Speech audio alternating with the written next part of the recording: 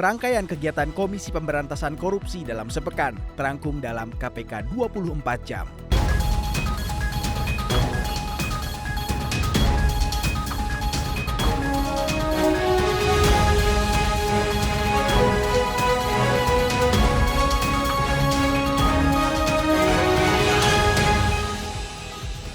Membangun integritas melalui pendidikan anti korupsi menjadi tajuk dari kuliah umum yang disampaikan oleh Ketua KPK Nawawi Pomolango di Auditorium Universitas Negeri Manado atau UNIMA, Sulawesi Utara. Dalam kegiatan yang dihadiri oleh kurang lebih 1.500 sivitas akademika UNIMA, Nawawi menyampaikan bahwa kesadaran diri akan nilai-nilai moral dan kejujuran mendorong terbentuknya sikap integritas yang tercermin dalam setiap tindakan dan keputusan individu. Integritas merupakan wujud kesetiaan seseorang dalam memegang teguh prinsip dan nilai-nilai moral.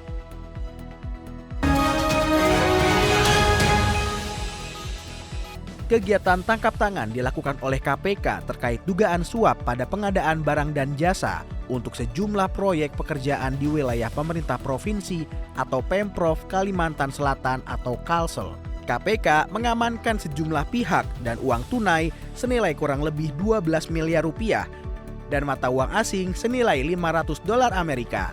7 orang ditetapkan sebagai tersangka, diantaranya adalah SHB selaku Gubernur Kalimantan Selatan, SOL Kepala Dinas Pekerjaan Umum dan Penataan Ruang atau PUPR, YUL Pejabat Pembuat Komitmen atau PPK, AMD Pengurus Rumah Tahfiz Darussalam, FEB PLT Kepala Bagian Rumah Tangga Gubernur Kalsel, serta YUD dan AND selaku pihak swasta.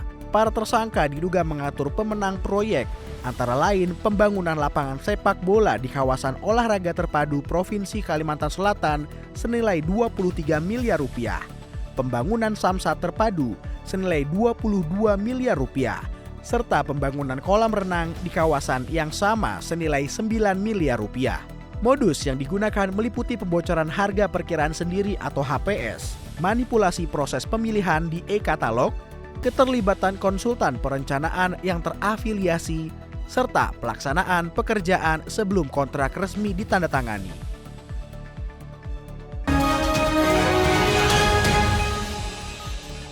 KPK melakukan serah terima barang rampasan negara melalui mekanisme penetapan status pengguna atau PSP dan hibah kepada pemerintah Kabupaten Lampung Selatan.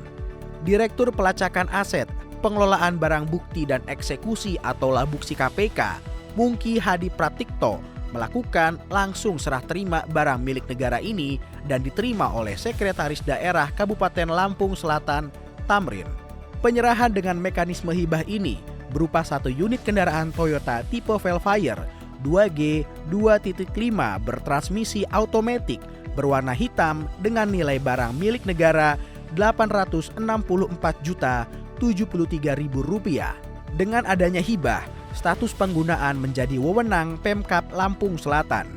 Mungki juga menjelaskan bahwa KPK tidak hanya sekedar menyerahkan hibah kepada penerima, dilakukan juga mekanisme pemantauan untuk memastikan bahwa aset yang diberikan dimanfaatkan sesuai dengan permintaan yang diajukan oleh kementerian, lembaga, atau pemerintah daerah.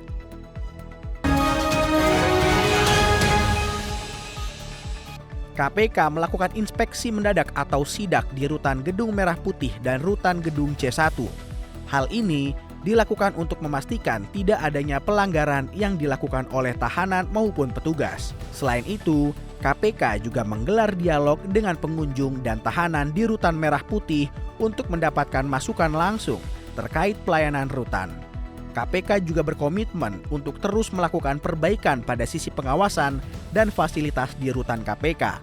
Terdapat juga kotak aduan yang diletakkan di ruangan publik pada area rutan untuk menampung pengaduan, kritik, maupun masukan dari berbagai pihak yang ada di sekitar rutan.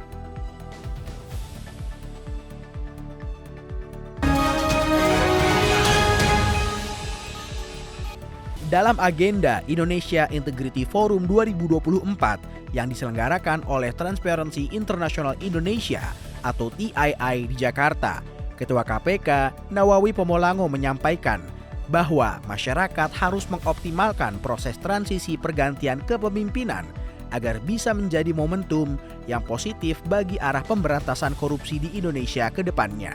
Dalam dialog bertema Unmask the Corrupt, membangun kembali kedaulatan hukum dan arah pemberantasan korupsi, Nawawi menyampaikan bahwa pemberantasan korupsi adalah salah satu harapan utama masyarakat terhadap kepemimpinan yang baru.